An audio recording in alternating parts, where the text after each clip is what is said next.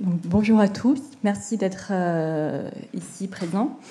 Donc, je suis Caroline de l'Étoile, artiste peintre, et je vais vous partager rapidement ma démarche d'abord, et puis vous proposer une perspective sur les résidences que j'ai réalisées en laboratoire quantique au laboratoire Cassel-Brossel, donc ici au Collège de France, à Sorbonne Université et à l'ENS, et également au Canada, au Quantum Matter Institute de l'Université de British Columbia.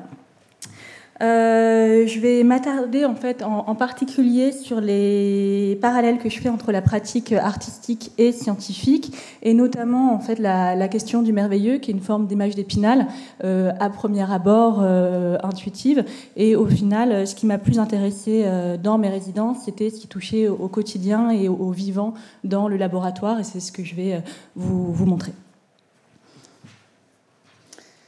Donc pour revenir sur mon parcours, donc j'ai commencé par étudier les mathématiques et la physique.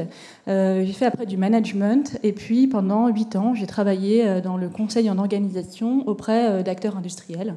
Et j'ai eu un cheminement parallèle avec une pratique de la peinture qui a été grandissante au fil des années, et des événements, certains événements pivots, dont celui-ci dont je vais vous parler, qui m'ont amené à changer de cap et à sous-tendre une partie de ma démarche aujourd'hui. Avec un coup de fil que j'ai reçu en 2019, un matin, où j'apprenais que la maison de famille avait été vidée la veille et que tout était parti à la benne à ordures. Et quand on se réveille comme ça et qu'on finalement on n'a plus de souvenirs, tout est parti, on se pose la question, enfin moi c'est ce qui m'a un peu travaillé, la question de ce qui reste quand tout est parti, et je suis venue à tirer progressivement un fil autour de la trace, des souvenirs et un travail avec des archives.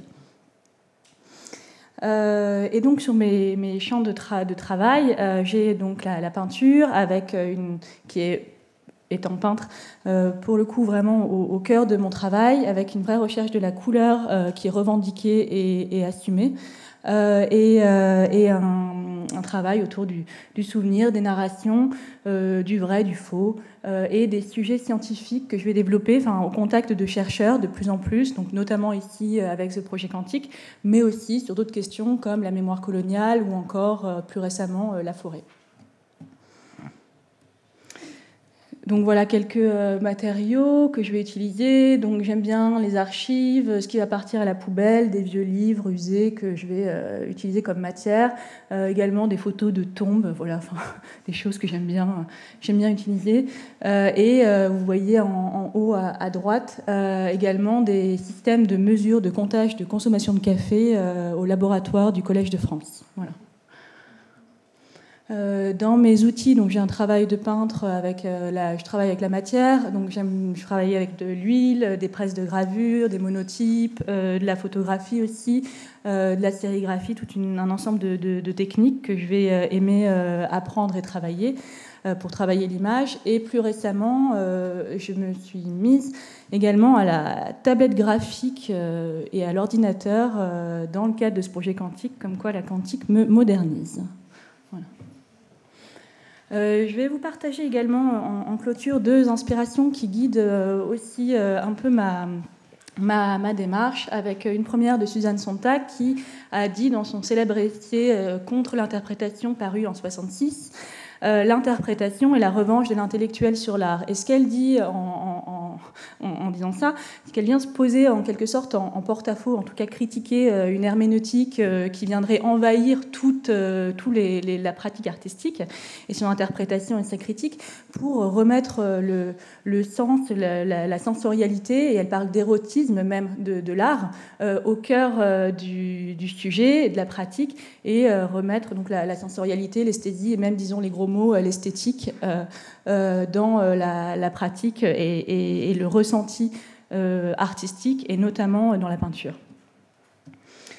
Un deuxième qui a bien connu ces murs, ou que ces murs ont bien connu, Pierre Bourdieu, qui a consacré sa dernière leçon en 2000 à Manet et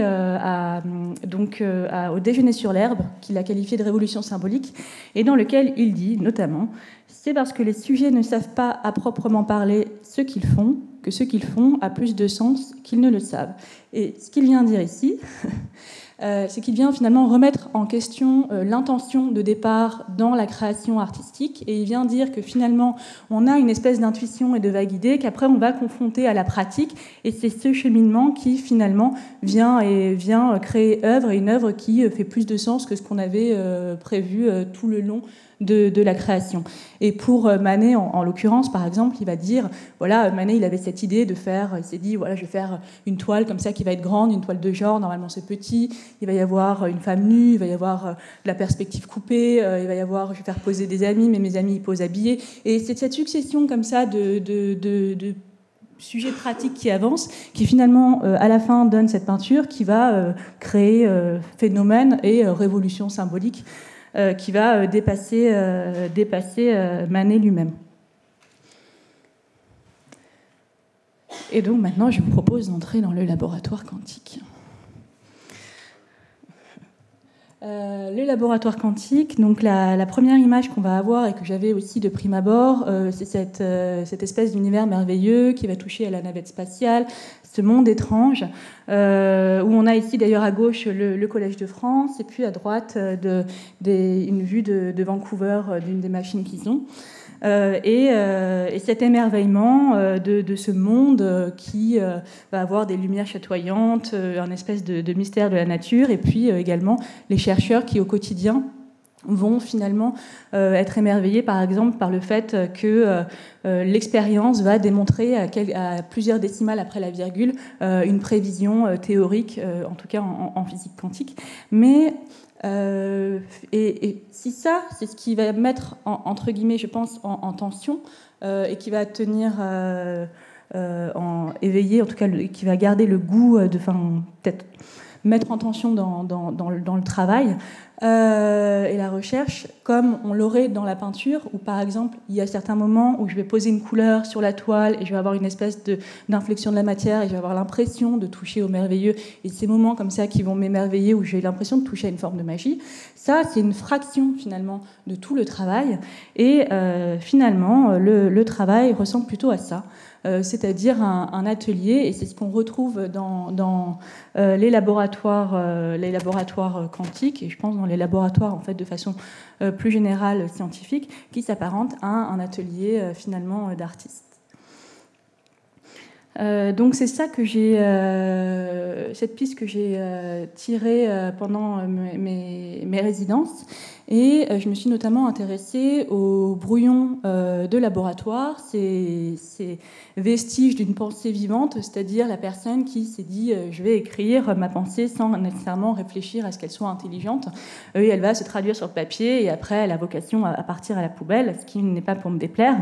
Donc ces papiers, je les ai pris, je les ai encollés, marouflés, ça veut dire que je les ai mis avec un après-vinylique pour les mettre sur une toile de lin, qu'après je suis venue enduire et peindre, et j'en ai fait une sorte de journal de bord de ma résidence.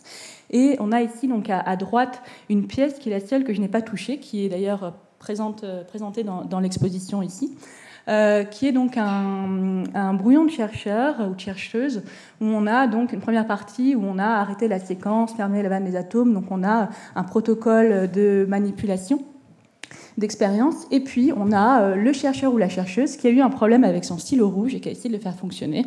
Donc on se retrouve avec du chauffe, chauffe, chauffe, chauffe, chauffe, chauffe, petit stylo, ça y est, tu es chaud, ah non, tu n'es pas chaud, etc. et gribouillis. Et après, on change de stylo, on passe sur du bleu, et là, on fait des équations, on fait du calcul, et on retrouve la théorie.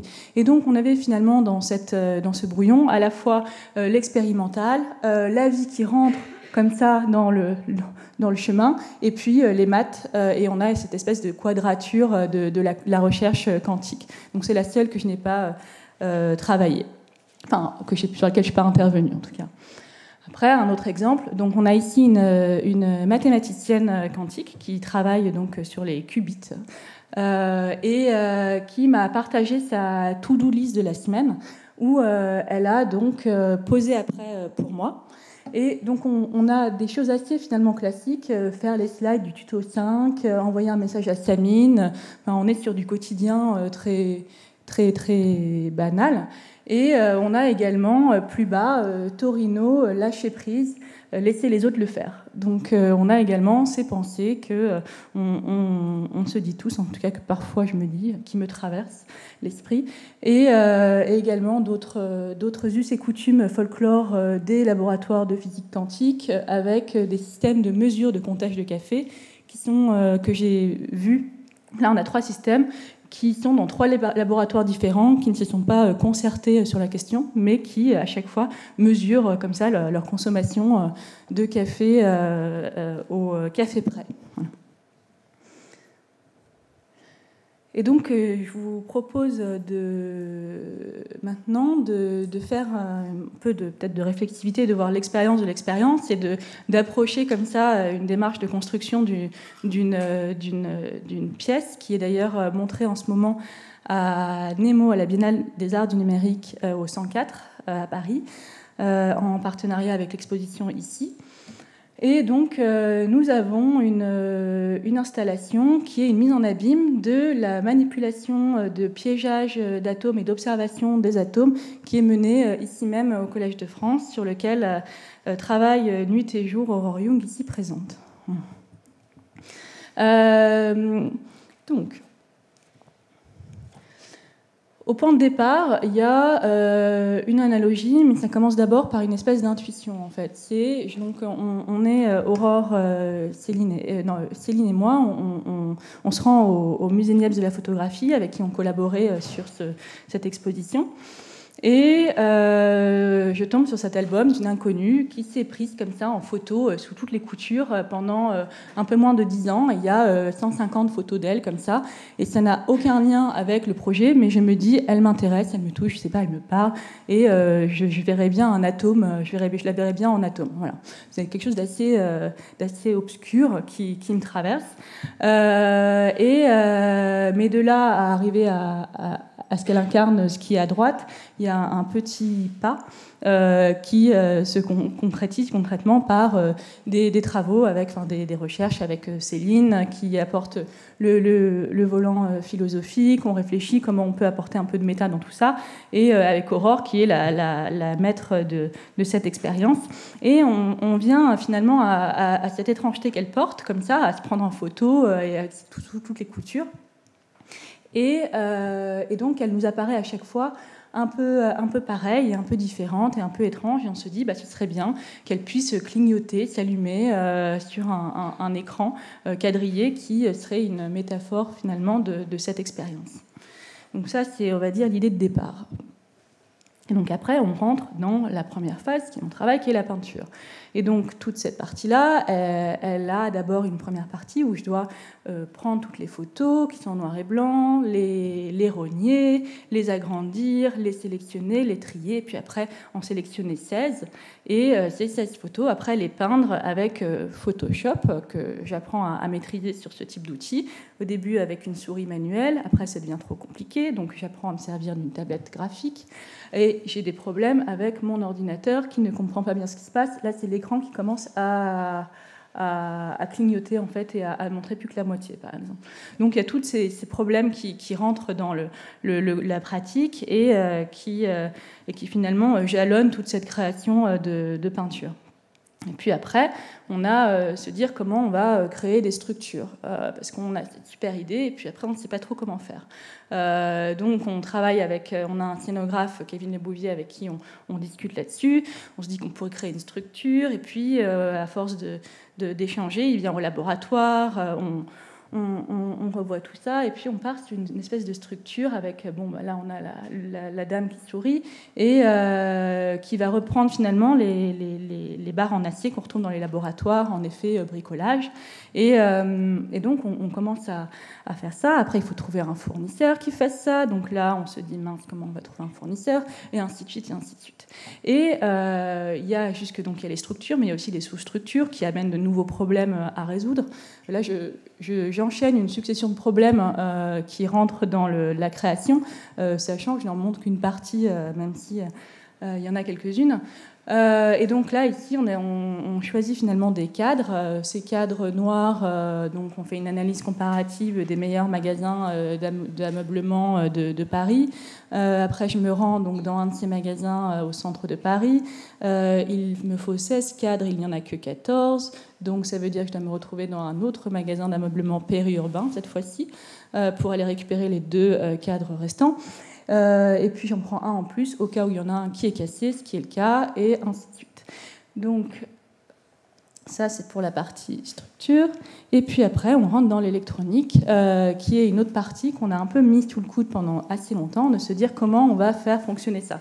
Donc au début, moi j'ai cette espèce d'image où je me dis je verrais bien comme ça des portraits avec des ampoules, parce que voilà, Boltanski n'est jamais très loin, on se dit ça a l'air pas mal.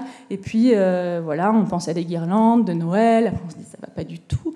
Et puis après on continue, et puis on arrive sur des plaques LED finalement. Donc ces plaques LED, il faut les commander, qu'on commande, et qui malheureusement n'arrivent pas à temps. Elles sont bloquées entre l'Allemagne et la France pendant une semaine. Et donc ces plaques arrivent à une semaine de l'ouverture de l'exposition, avec un paramétrage que doit faire Aurore Young, parce qu'on n'a toujours pas trouvé de solution pour créer un système qui puisse faire juste un clignotement aléatoire, ce qui paraît assez simple, mais en fait se trouve être plus compliqué que prévu.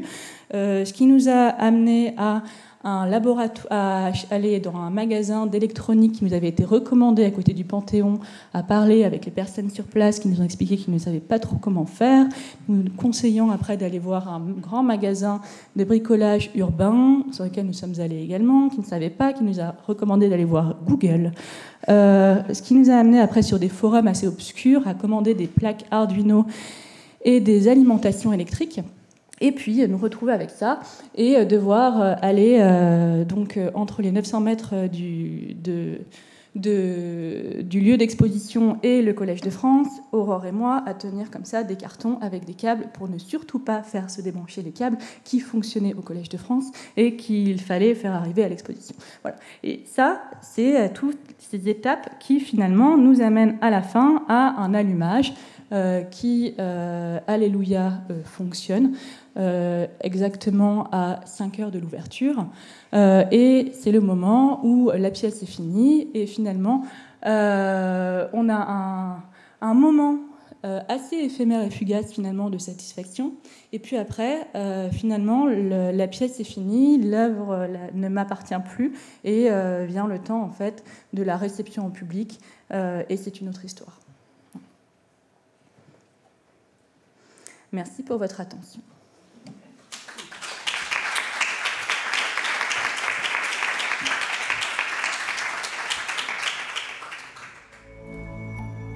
Bonjour à tous, donc je m'appelle Aurore Young et je suis doctorante en physique quantique au laboratoire Kastler-Brossel, ici au Collège de France.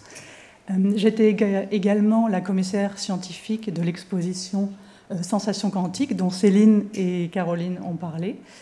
Un des objectifs affichés de cette exposition, comme Caroline l'a si bien décrit, c'était de parler des objets du quotidien des chercheurs en physique quantique. Donc, par exemple, vous avez ici un miroir, plusieurs miroirs qui sont montés sur une table optique ou un oscilloscope. Et moi, aujourd'hui, j'aimerais vous parler d'un autre type d'objet qu'on manipule au quotidien quand on fait de la recherche en physique quantique. Et ces objets, ce sont des objets mathématiques. Alors, je m'excuse pour ceux qui connaissent déjà le formalisme de la physique quantique, parce que je vais vraiment reprendre au début. Mais en tout cas, c'est un formalisme dont je veux parler, parce que pour moi, ce sont des formules qui sont très élégantes, très simples, même si elles sont contre-intuitives, et qui sont à la fois très concrets dans la vie de laboratoire. Donc, ce que vous avez ici, A plus B, c'est l'état quantique d'une particule. On va le disséquer ensemble. Donc, par exemple, une particule, un photon, un électron ou un atome, cet état quantique va représenter ce que je peux observer en laboratoire. Par exemple, la position. Est-ce que je vais trouver ma particule en A ou en B? Ou son état d'énergie. Est-ce que si je mesure l'énergie de cette particule, est-ce que je vais la trouver dans un état d'énergie bas, dans un niveau d'énergie bas, au repos, ou est-ce que je vais la trouver dans un état d'énergie excité? Donc je vais labeller ces différents résultats de mesure possibles par des lettres A, B. Et je vais rajouter des barres autour de ces étiquettes quand je parle d'un état quantique, pour pouvoir les différencier. Donc la particule peut être à la fois dans l'état d'énergie au repos, l'état A, ou dans un état d'énergie excité, l'état B. Et ce que la physique quantique va me dire, c'est que je peux mesurer donc un état A ou un état B, mais je peux aussi mesurer l'état A plus B. Donc la physique quantique me dit que l'état quantique d'une particule A plus B existe aussi. Et donc c'est quelque chose que je trouve très élégant parce que c'est très simple. On a des objets qui obéissent à des règles mathématiques aussi simples que l'addition. Et en même temps, c'est très contre-intuitif. Parce que là, ce dont je suis en train de vous parler, ce n'est pas une particule qui est en A ou en B, mais une particule qui est dans A et B. Donc c'est une particule qui peut être à la fois au repos et excitée. Donc et même si c'est contre-intuitif, c'est quelque chose de très concret, parce qu'on a des preuves directes de ces états quantiques en laboratoire. Alors, des preuves directes. Quand on fait une observation, on ne va jamais voir une superposition d'états. Si je mesure l'énergie de ma particule, je vais soit mesurer qu'elle est au repos, soit excitée, mais mon détecteur ne va jamais m'indiquer les deux valeurs à la fois. Pourquoi ? Parce que quand je force ma particule, mon atome par exemple, à interagir avec mon système de mesure, je vais détruire cette superposition. Et donc ce qu'on peut faire en laboratoire, c'est reconstruire cet état mathématique, cet objet mathématique. Et pour ça, je vais donc préparer plusieurs fois un atome dans une superposition d'états A plus B. Et je vais faire des mesures de son énergie. Je vais trouver une fois A, une fois B, une fois A, une autre fois A. À partir de ces résultats de mesure, je vais calculer les probabilités que j'ai de mesurer une énergie au repos ou l'énergie d'un état excité. Et à partir de ces probabilités, je peux complètement reconstruire cet objet mathématique. À partir des probabilités, je peux associer un poids à chaque état quantique, que j'ai appelé CA pour l'état A et CB pour l'état B. Et donc vous allez peut-être me dire, bon, elle nous parle toujours de mathématiques, ça reste quelque chose de très très abstrait, mais en fait non, c'est un objet mathématique avec lequel on est capable d'interagir en laboratoire. Donc par exemple, dans l'expérience sur laquelle je travaille au laboratoire Cassel-Bruxelles, on peut piéger des atomes uniques. Et on peut les observer. On peut créer des configurations géométriques aléatoires. Donc vous avez un exemple à gauche, et à droite, c'est une image qui est directement tirée de l'expérience sur laquelle je travaille, ici même. Donc on a décidé de réarranger pour s'amuser les atomes pour former la lettre psi, par exemple. Alors si je regarde un seul de ces atomes, qui peut être dans un état d'énergie A ou un état d'énergie B, je peux interagir directement avec l'objet mathématique, avec son état quantique. Et donc, comment je vais faire pour ça ? Je vais utiliser de la lumière. Je peux éclairer mon atome avec de la lumière qui va venir d'un laser. Et si la lumière est bien choisie, je peux modifier l'objet mathématique, l'état de mon atome. S'il démarre de l'état A, je peux le faire progresser, le faire évoluer vers l'état B. Et si je continue de l'éclairer, il va retomber dans l'état A. Donc ça dépend de la durée avec laquelle je vais éclairer mon atome. Donc il va osciller entre l'état A et l'état B. Et si je m'arrête entre les deux, entre l'état A et l'état B, je peux créer une superposition. Je peux mettre l'atome dans une superposition d'états d'énergie. Et donc c'est cette interaction avec ces objets mathématiques que moi je trouve élégante et belle, et c'est ce qui me motive en partie à faire une thèse en physique quantique. Alors cette notion de beauté mathématique dont j'essaye de vous parler, elle était chère à d'autres physiciens. Donc, par exemple, Paul Dirac, qui est représenté sur la fresque que Caroline a réalisée pour le Collège de France. Et Paul Dirac il a travaillé sur les fondements de la physique quantique dans les années 20. Et il a, par exemple, travaillé à unifier la relativité restreinte et l'équation de Schrödinger, qui était une équation de la physique quantique. Et ce faisant, il a posé une équation qu'on appelle l'équation de Dirac, dont les solutions mathématiques expliquent le comportement des électrons. Et ces solutions mathématiques décrivent aussi le spin de l'électron. Donc on a une écriture mathématique, une preuve mathématique de l'existence de ce degré de liberté. Et dans cette équation, il se trouve qu'il y avait des solutions qui avaient le même spin, la même masse que l'électron, mais une énergie négative. Et Paul Dirac a proposé d'interpréter ces solutions mathématiques comme une nouvelle particule, l'anti-électron. Et donc il a prédit mathématiquement l'existence de l'antimatière. Et ces antiparticules ont été observées quelques années plus tard. Et il a eu le prix Nobel en 1933. Et donc cette notion de beauté mathématique était chère à Dirac, parce qu'on peut le voir dans un article qu'il a écrit où il dit que le chercheur, dans ses efforts d'exprimer les lois de la nature sous forme mathématique, doit aspirer principalement à les rendre belles mathématiquement.